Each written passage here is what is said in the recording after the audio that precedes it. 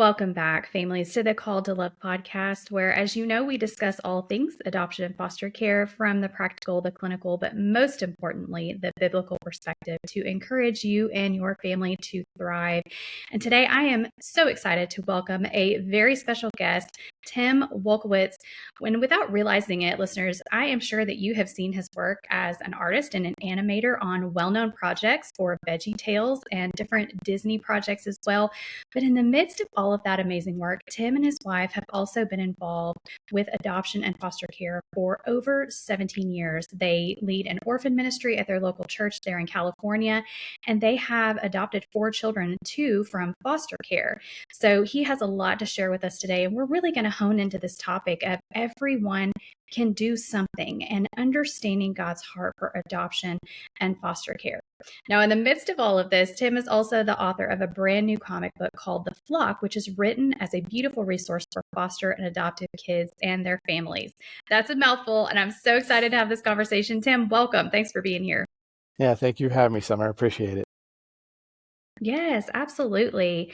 So, Tim, as we get started in our conversation today, we have many listeners who are in the beginning stages of saying yes to foster care or adoption, and we've got many others who are years into their journey. But I feel like either way, it's really helpful to hear the stories of others because sometimes it just gives us a breath of fresh air. It helps to encourage us to either keep going or step into that very scary initial yes. And so, let us get to know a little bit more of your story and your family. Share with us about your call to foster care and adoption. Sure. Like most people who get involved in this ministry or this calling from God, it happens in a split second, right? It's usually a long journey. That was for us too. If I go back a number of years, I tell people I was dating this girl, and it was probably 3 months into our dating relationship, and she turns to me and she goes, "I would like to adopt from China. What do you feel about that?" Right? And I'm like, well, a pretty girl's talking to me. I'm going to agree to whatever she says, right?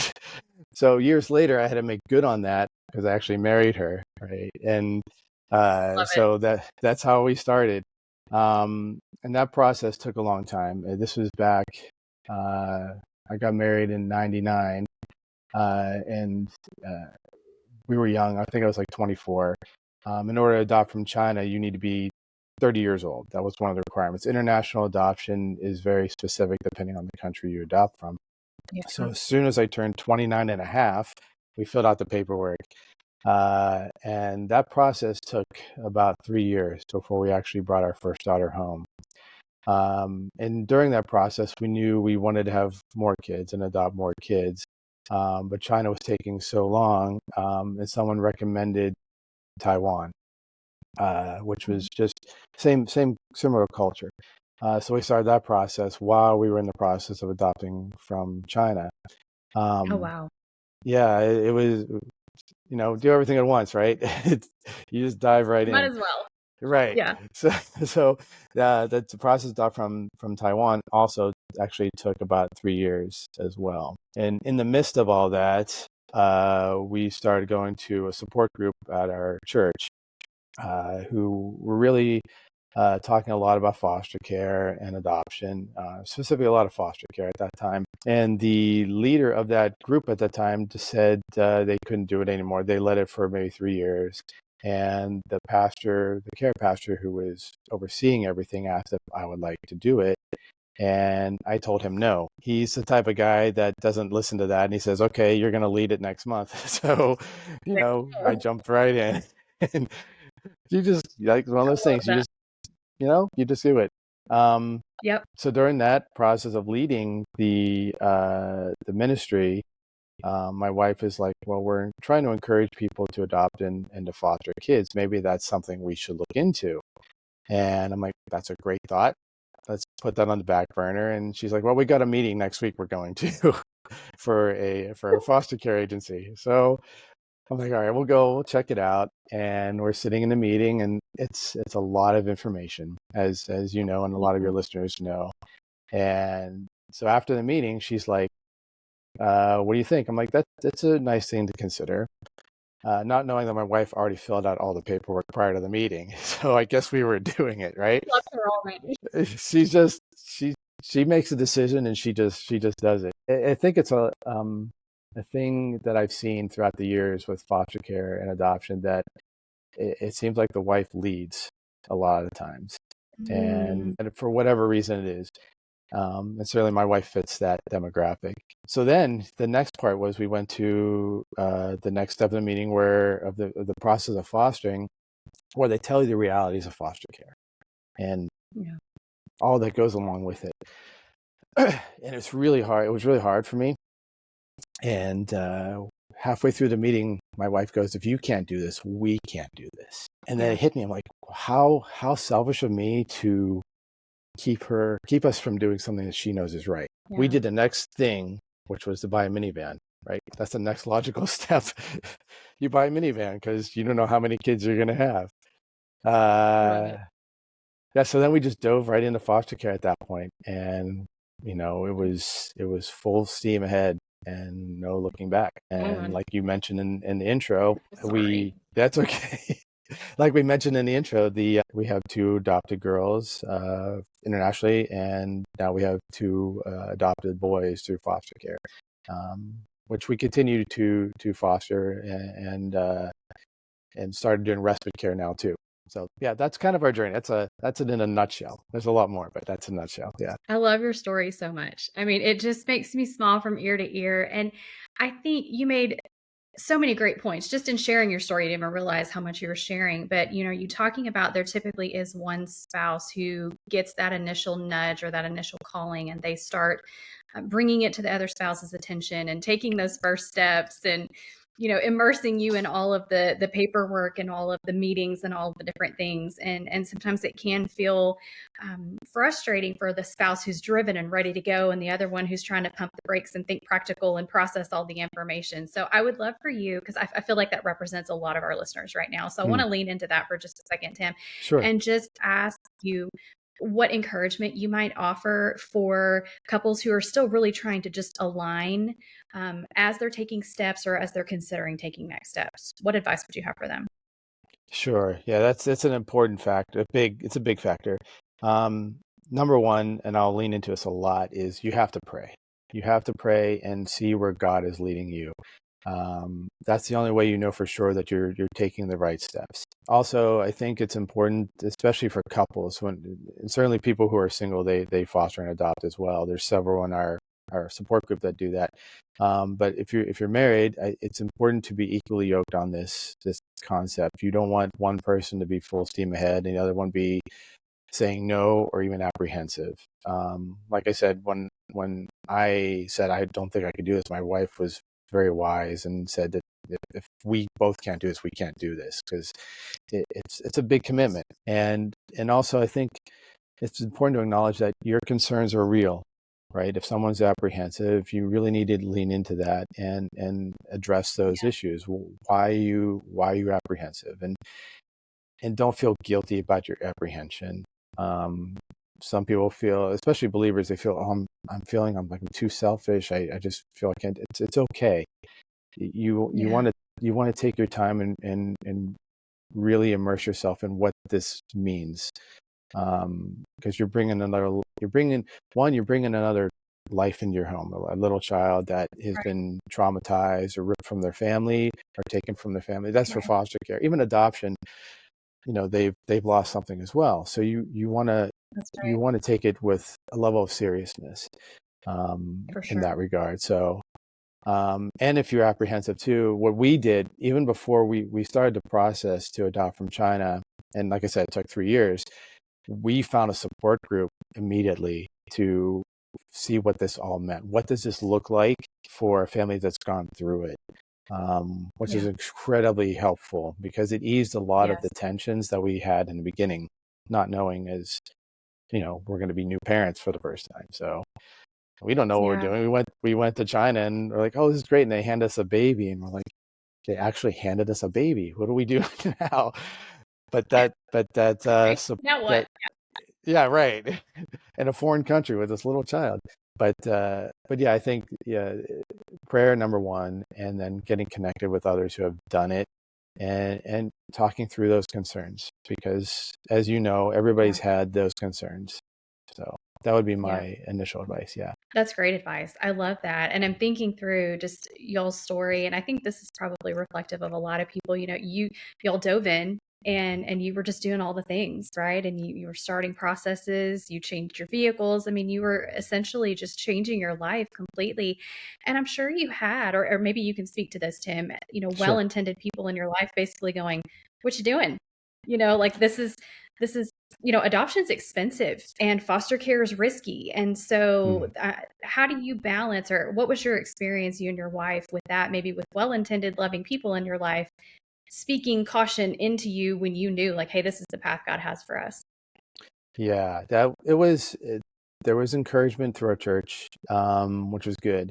The hardest part was when I told my parents we were going to adopt, and they were like, "That's nice, but don't you want to have your own children?" Yeah. And I had to take a step back because my parents were from a different generation, and Right. they just didn't understand, right? So but then I was able to explain to them about why we were doing this and the purpose for it.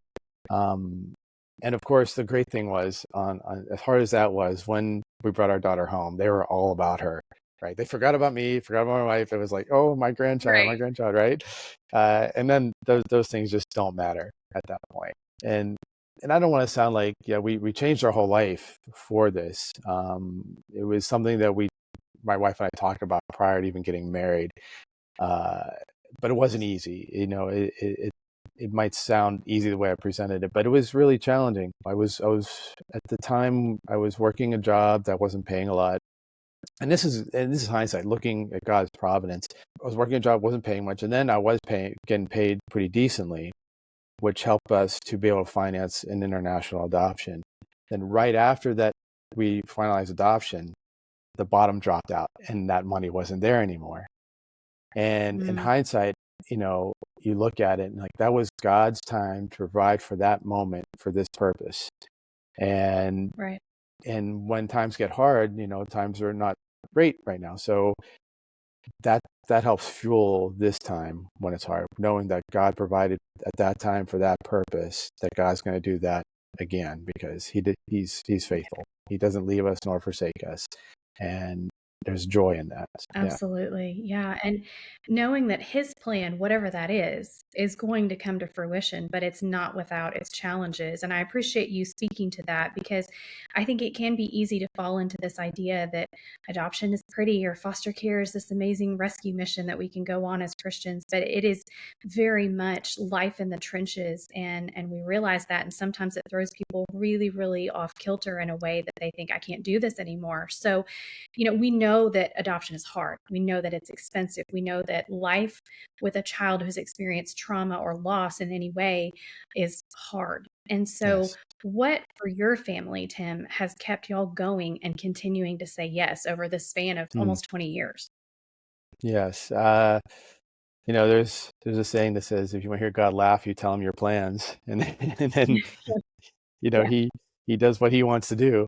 Um, that's right. for us, it's again, number one is praying through it, because it does get really hard, and it my wife and I always talk about um, being a married couple, how hard it is for a single person to do this.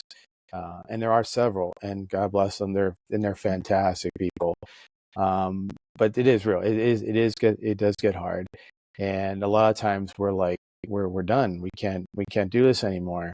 And, I mean, I could share several stories of, how we took in our first foster child, and he was a 3.5-year-old, 30-pound linebacker. He just destroyed our house with holes in the wall. We Oh, still wow. have marks in there. Like, oh yeah, that's where that's where he did that, and you know.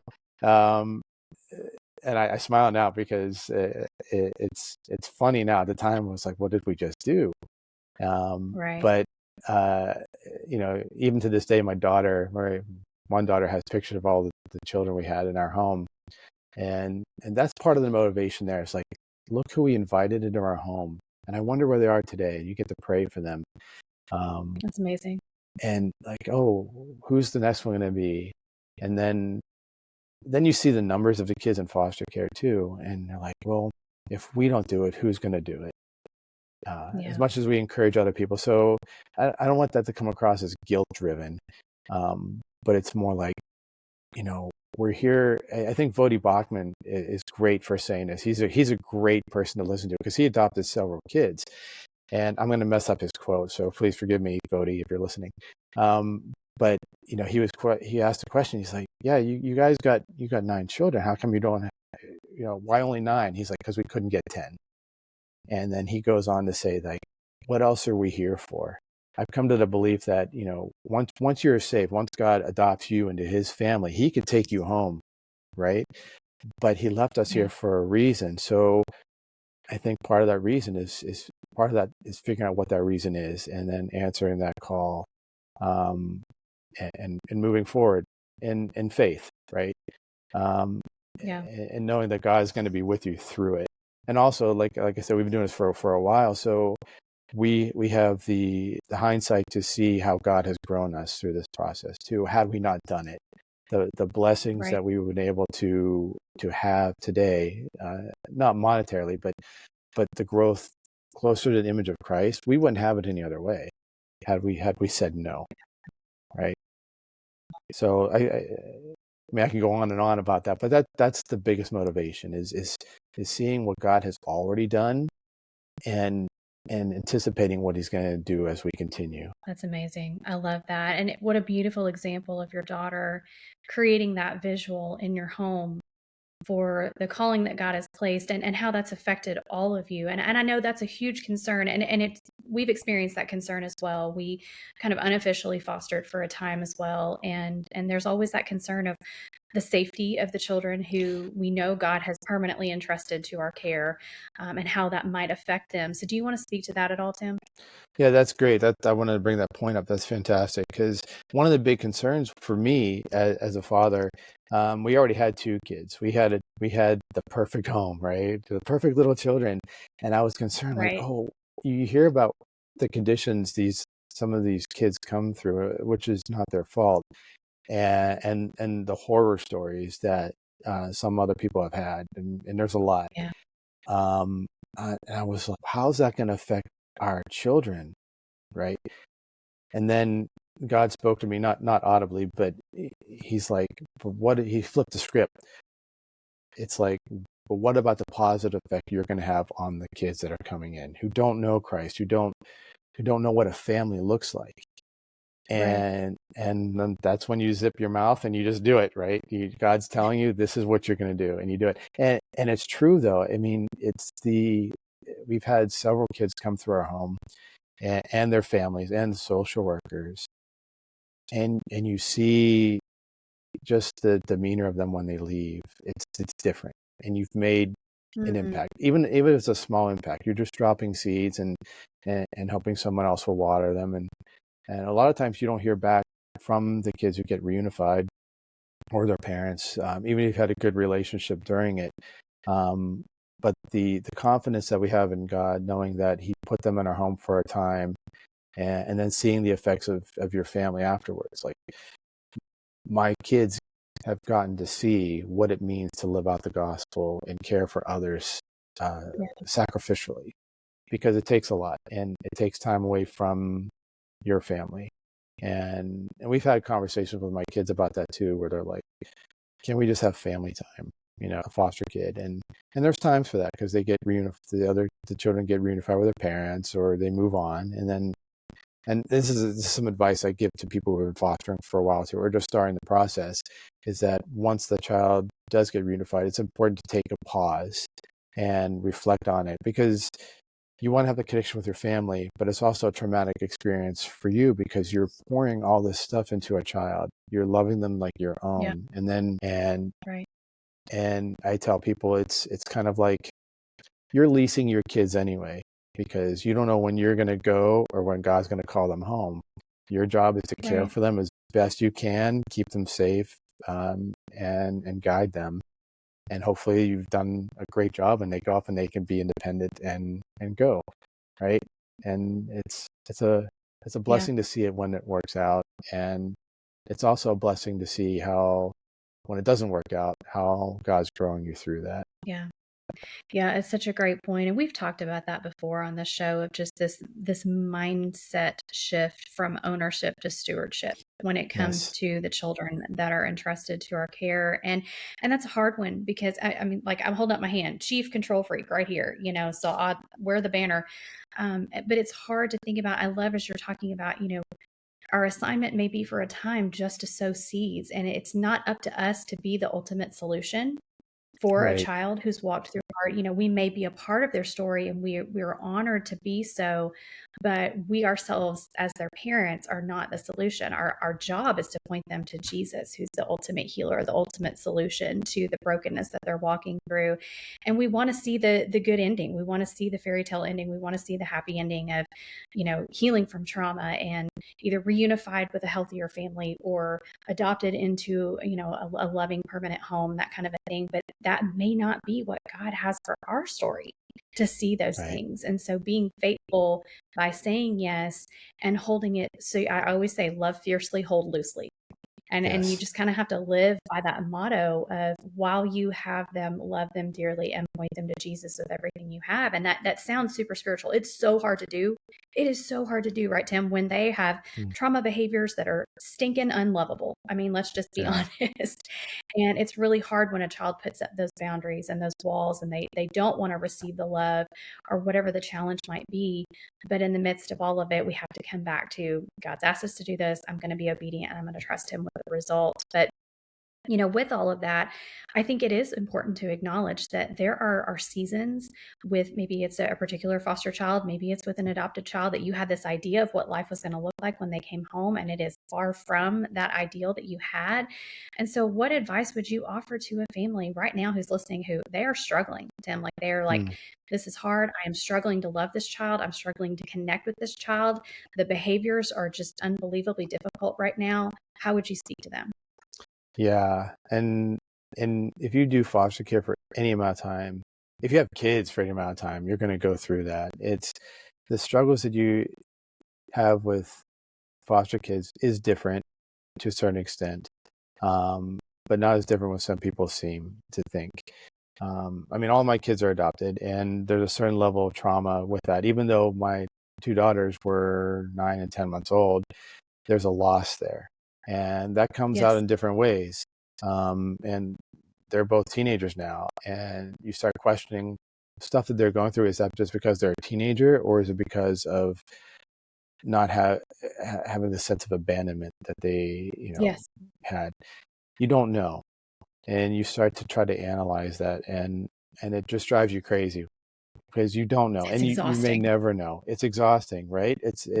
I tell people Yeah. now, I loved it when my kids were 3 because they didn't have opinions, and as teenagers they've got opinions, um, and In it's abundance. Yeah. in abundance. So when they're younger, it's physically draining, but now it's mentally draining, and That's so and true. they and they're different. They're both different. My daughter from China, we know nothing about her history. My daughter from Taiwan, we have an extended history from.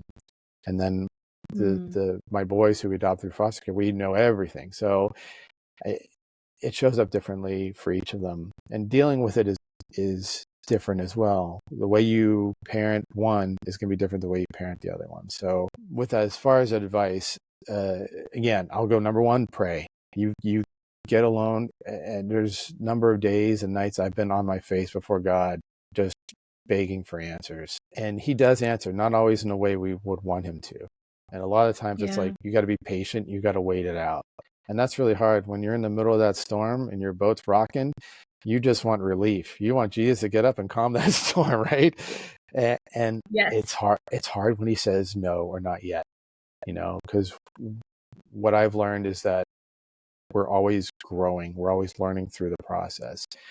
And Right. when I'm able, once I get past the initial shock of what's happening, and able to step back and try to look at the big picture from a 30,000 foot view or 3,000 foot view, and try to see from God's perspective, it makes it easier. Not, Right. it doesn't make it better. It just makes it easier. Yeah. And then acknowledging that the struggle is real, right? There's there's things that we are not going to be prepared for, and the circumstances are going to be really hard. So when you're part of a foster care group, which is really important, a lot of them will offer different resources, therapy sessions, whether it's through things like Empowered to Connect or trauma-informed care. We just went through one that's called Wisdom Pathway Reparative Parenting, that really dives into some of the cognitive things that the kids go through and psychological things. And they give you tools in order to try to handle those situations. And when one doesn't work, you try the other one and you just persevere through it. When those resources come up, even if you're not going through it, I recommend people do it anyway. Because you don't know when you're going to have information that might help someone else that's going through that situation. Like, here's this resource. And then finally, I would think how to help would be step back and remember the why you're doing this.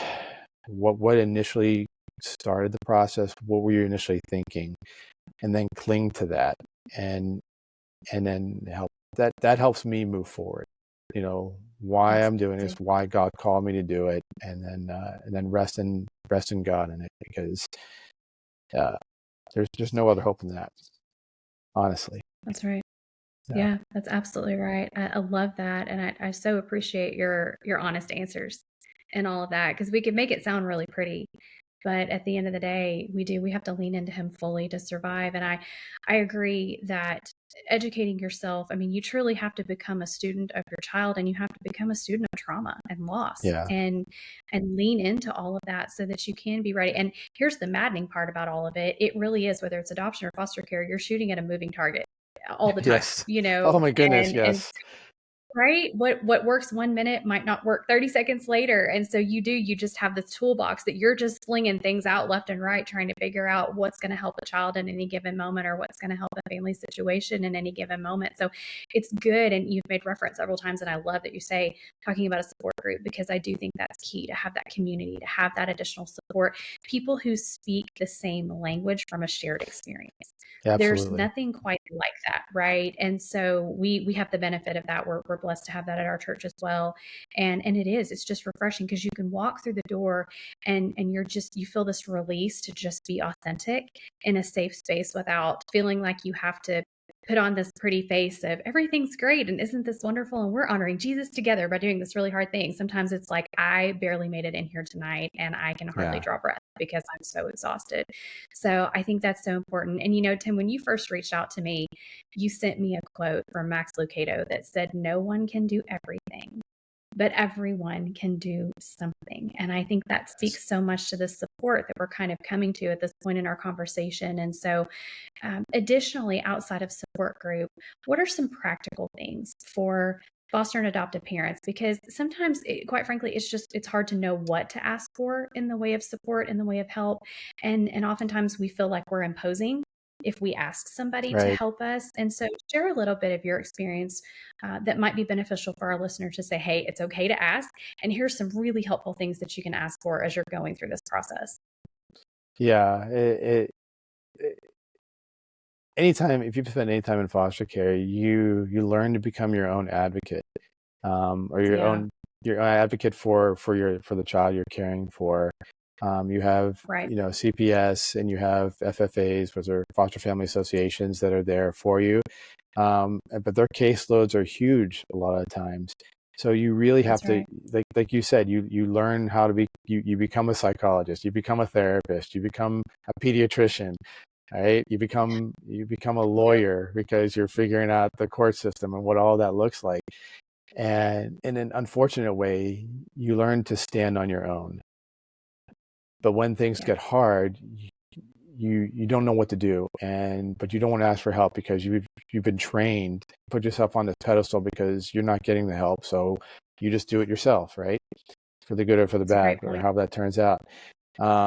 So a big part of it, especially, I don't know how, I'm not a woman, so I don't know, but for guys, we're very proud, right? We never want to ask for help. We're willing to break things, instead of ask for help. So there's a level of humility, I think, for everybody to go when you have to ask for help. I just gave a talk the other day about humility, and humility is not thinking of it's not thinking of, what is it? It's not thinking less of yourself, but it's thinking of yourself less, right? And that's a thing that has to go when you're asking for help, right? You're not failing. And I think that's a big thing for people who ask for help. They think that, oh, I'm failing, I'm dropping the ball. But we need that. The old saying goes, it takes a village to raise a child, but I say it takes a church, and it should take a church. Yeah. And those people there's people in the church, I'm sure it's the same in where you are, that there's people hungry to do. They're hungry to serve. And getting that quote from Max Lucado, I mean, there's people, seniors who want to be useful, and they've gone through a lot, right? My parents have gone through a lot, and other people, and they're hungry to be useful. And what a great opportunity for them to help out, to reach out, to babysit, or to give you advice in parenting, or bring you a meal. Any of those things they're very tangible, that make all the difference. When you're at your lowest, if someone shows up at your house, with a chicken or something, or a salad, it's like, wow, I don't have to think about dinner tonight. It's a huge blessing. For us, having 4 kids, we don't know what date night looks like. So, our date night is taking a walk around the block and hoping our kids are still alive when we come home, right? So, that's a huge thing, to give a night off for the parents to be able to reconnect, because you need to have that relationship in order to continue on with what you're doing. And if you're both burnt out, that's when tensions rise and things are said, and it's not healthy. And the other thing, I think, recently someone told me, people who aren't fostering or adopting, but see other people who are, don't go up and ask them, what do you need? Just go up and just do. We don't ask, because we don't want to ask. We don't want to burden, like you said. We don't want to be a burden to anybody, because we know how hard it is, and we don't want to put that on someone else. We're going to wear that yoke ourselves, right? So if you see families in your church that, just love on them, say, hey, here's a Starbucks gift card, or we're gonna take your kids in for a night. You're gonna go out and you're gonna have a good time, and we'll come back, get those kids, but we're gonna watch them for a time, to give you a moment of respite, right? And I think a lot of people too, they don't, when they hear foster care, they think they have to take a child in. Here's a great thing too, because in our community of foster care and adoption, we lean into James 1:27 all the time, right? We're pure and undefiled religion in the sight of our God and Father is caring for the widow and the orphan and in distress, right? And then we think, oh, we got to take a kid in. But if you look throughout the Bible and Scripture, adoption and foster care and caring for it's all over it. If you look in Job, the oldest book in the Bible, he was accused of not caring for the orphan as a reason for his afflictions. But later on, I think in Job 29, he says, no, I was caring for the widow and the orphan. But the great thing about that, he never says how. He just says he was, right? Was he taking in kids? We don't know. Was he helping other people who were taking in kids? Possibly. We don't know. But the thing is, you find out what you can do, and you are answering God's call to care for those in need.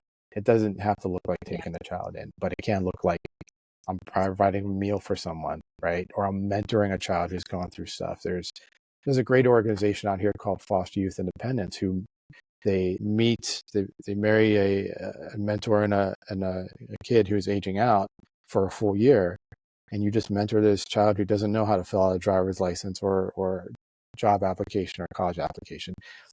You're not taking that child in your home, but look what you're doing. You're giving them, a helping hand in order to help them succeed.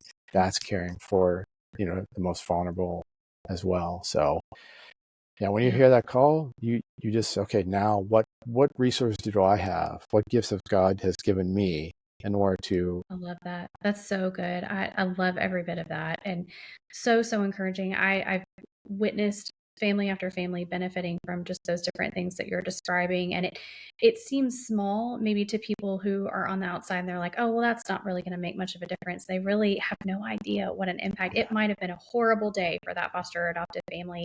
And by simply taking the load off of providing that meal for them, it might give them the ability to just exhale a little bit and continue and go on to the next day. And so Right. there is no small contribution when it comes to that. And I think that's so important for us to remember and for us to ask. So when people ask, okay, yes, I receive help, I need it, I'm humbly asking for that. And so those are all really great points, Tim. I appreciate that. Yeah.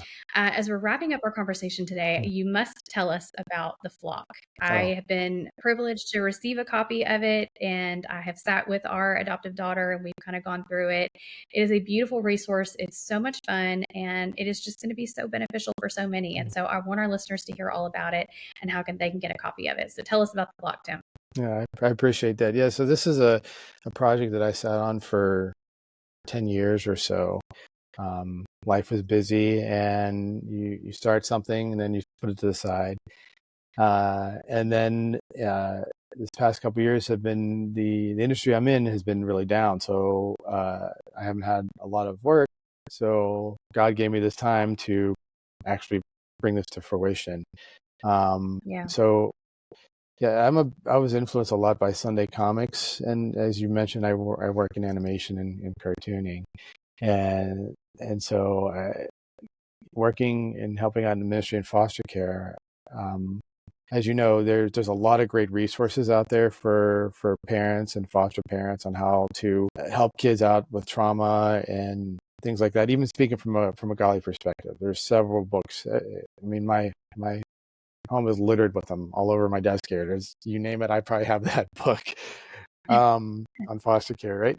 But what I found in all these years that there's nothing that's been speaking to these kids directly about who Jesus is and why someone would be willing to take them in.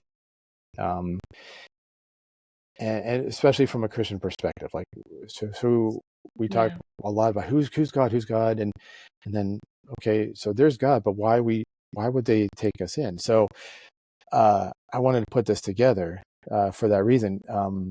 When you take a child in, they're usually scared, isolated, and they'll go off into the room you prepared for them, and you don't see them. And it's hard to build up Right. that trust and communication. A lot of these kids, they bounce around through 7 homes before they find a forever home or before they're reunified. And some go Right. back into the system. So they've learned not to trust. So they come in your home, you're a solid believer, and you start talking about Jesus, they don't care, right? They don't want to know. They don't know you. So I'm like, okay, so here's this kid who goes in the closet and they're sitting there by themselves.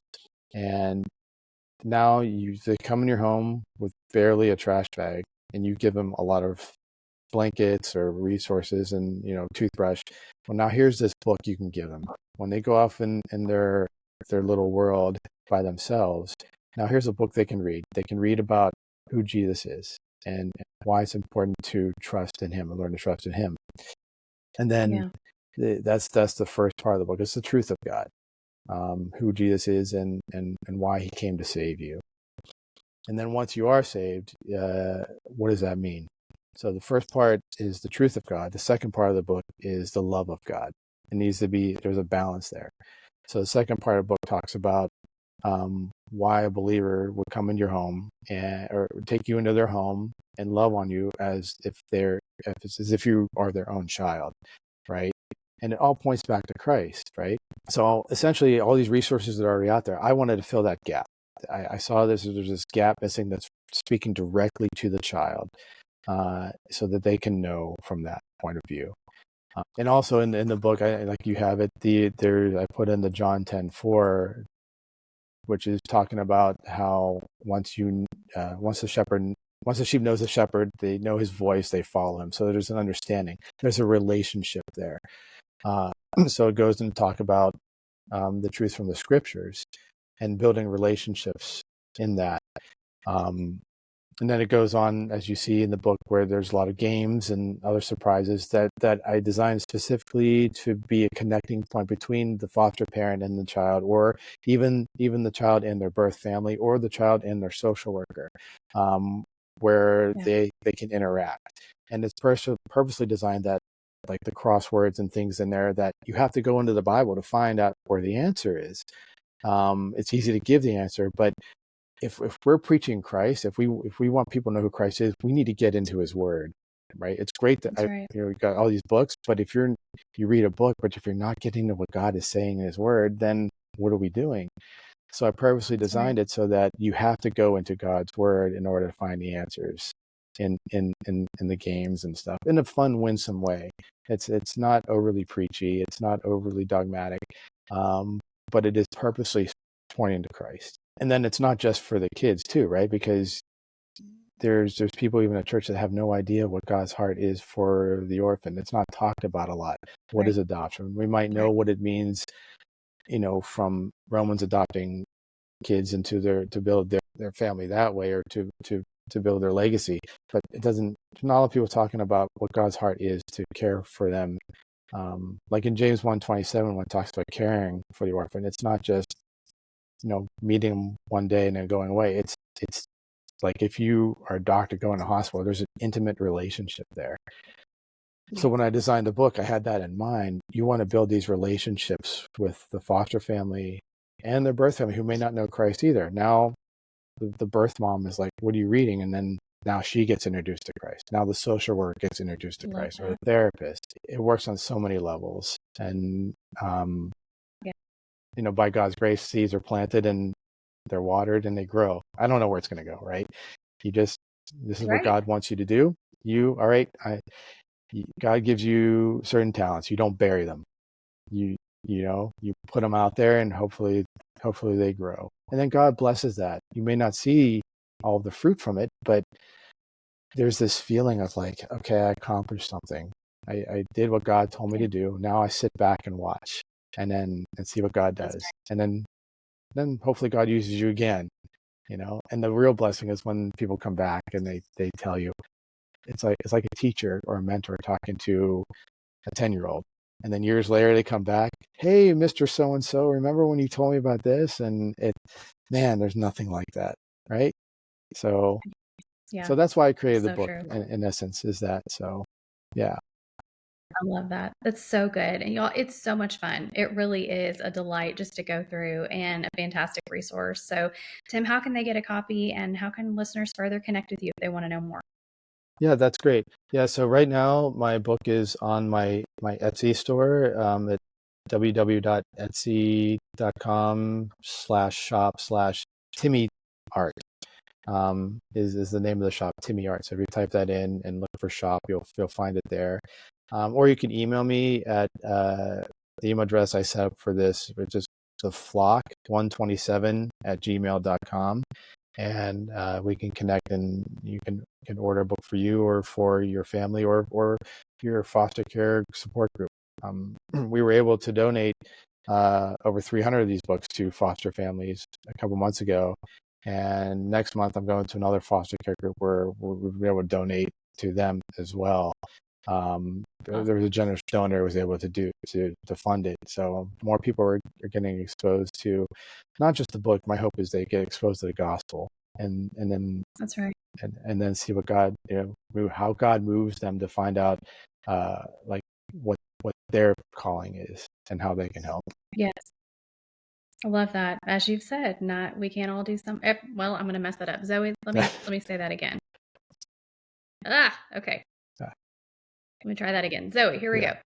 Yes, as you said, no one can do everything, but everyone can do something. And so that's just a really great reminder as we close out our conversation today. Tim, just thank you so much for your testimony, how you're living out this calling and being willing to share it with us today through not only just your personal story, but through your gifts and your talents and this resource you've created. And listeners, I want to make sure that you can learn more. And so those links will be in today's show notes. So after you are done listening today, please head over there and learn more, and then connect with me on Instagram if you have any thoughts or follow-up questions. We would love to respond to those as well. So, Tim, thank you so much for being my guest. It has been an honor today.